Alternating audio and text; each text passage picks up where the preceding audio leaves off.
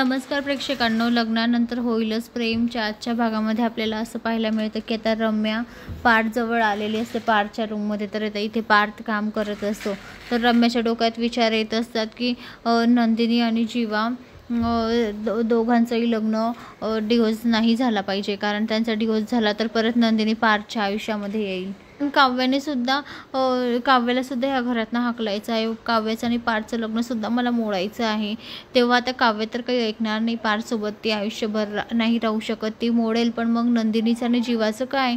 नंदिनीने जीवासोबत जर कधी डिवोर्स घेतला तर परत नंदिनी पार्थसोबत लग्न करायला तयार होईल, असे विचार आता रम्याच्या डोक्यात येत असतात. तर आता पार्थ जवळ येते आणि म्हणते, पार्थ काय चालू आहे?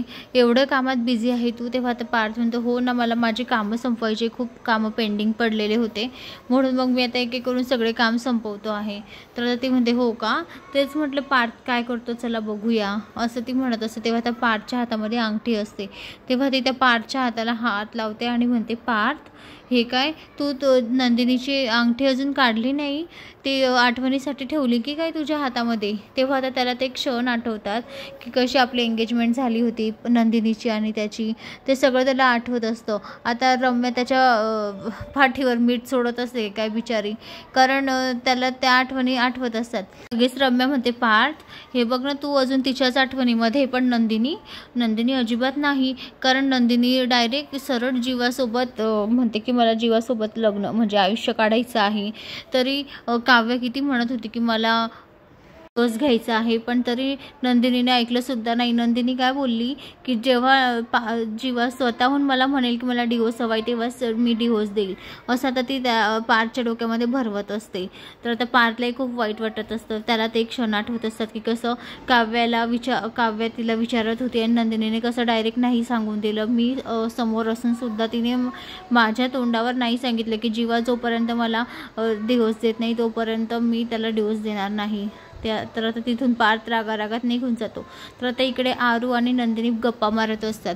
तर आता आरू म्हणते, ताई तुझं तर पार्थ जिजूंवर प्रेम होतं ना, मग आता जीवासोबत कसं काय तू करून घेते सगळं?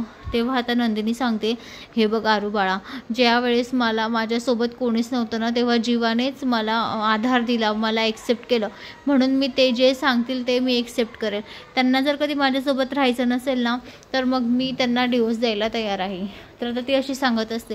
तर आता मुद्दाम आरू म्हणते की हो ना, पण आता काव्या दिदीचं काय? तुझा तर संसार बसला, पण आता काव्या दिदीचा. तर आता हे ऐकून काव्य एवढी भडकते की ती तिच्या अंगावरच येते. काय गं, तुला समजतं तरी का गं? तुला डोकं तरी आहे का?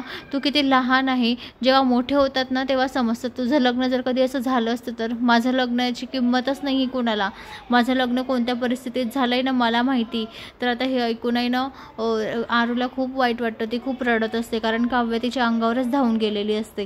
तर आता नंदिनी तिला शांत हो म्हणते, पण तरीसुद्धा काव्य ऐकत नसते. काव्य म्हणते की जेव्हा तुझ्यावर वेळ येईल ना तेव्हा समजेल की स्वतःच्या लग्नामध्ये स्वतःलाच किंमत नसते तेव्हा, आणि दुसऱ्यांसोबत आपलं प्रेम नसताना लग्न लावून देतात, तेव्हा तुला समजेल कसं असतं. अशी आता ती भडकत असते तिच्यावर. कारण तिचं हे रूप पाहून आरूला इतकं वाईट वाटत असतं की बापरे, काव्य दिदी किती भडकते आहे. आणि नंदिनीलाही खूप वाईट वाटतं, कारण ती सख्ख्या बहिणीवरच एवढी भडकलेली असते.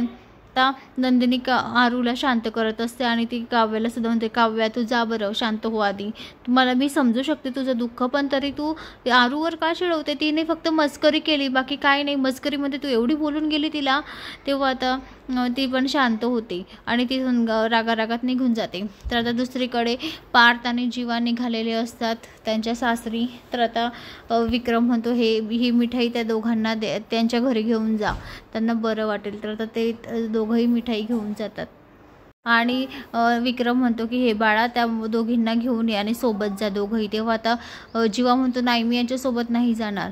तर आता हे ऐकून दोघं नवरा बायकोला धक्काच बसतो, मानिनीला आणि विक्रमला, की आधी त्यांच्यामध्ये काही भांडण नाही, काही नाही, आणि जीवा असं का वागतो आहे म्हणून त्यांना खूप वाईट वाटत असतं. तेव्हा आता जीवा तिथून रागारागात निघून जातो.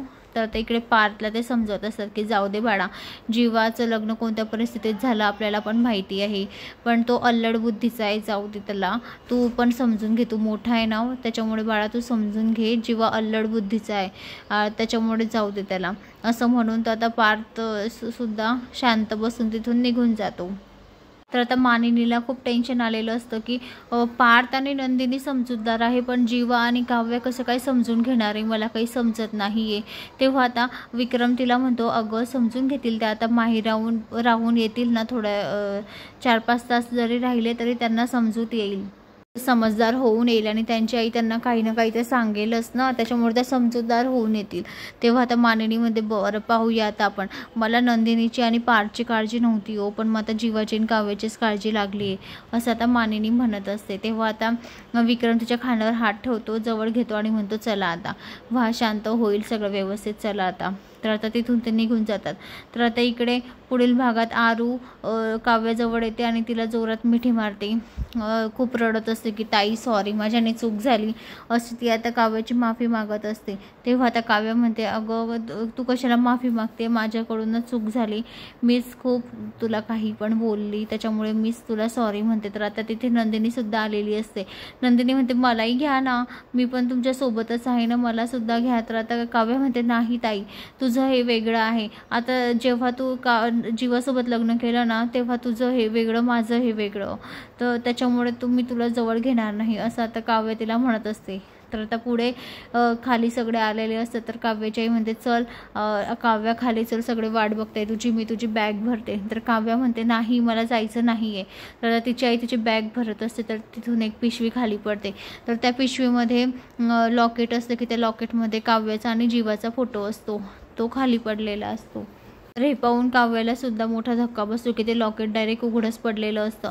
तर तिची आई बॅग भरायला घेते, तर खाली पडलेलं लॉकेट हातात घेते आणि म्हणते, जी काव्या, हे काय आहे, याच्यामध्ये जीवाचा आणि तुझा फोटो आहे, म्हणजे जीवाचं आणि तुझं प्रेम आहे का दोघांचं एकमेकांवर, ती आता तिला विचारत असते.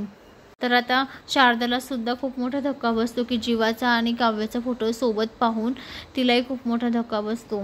तर आता पुढे काय होईल, सगळ्यांसमोर येईल का की जीवाचं आणि काव्याचं प्रेम आहे. तर आता नंदिनी जीवाला डिवोर्स देणार का, की जीवा स्वतःहून डिवोर्स घेणार, हे पुढे आपल्याला पाहायला मिळेल.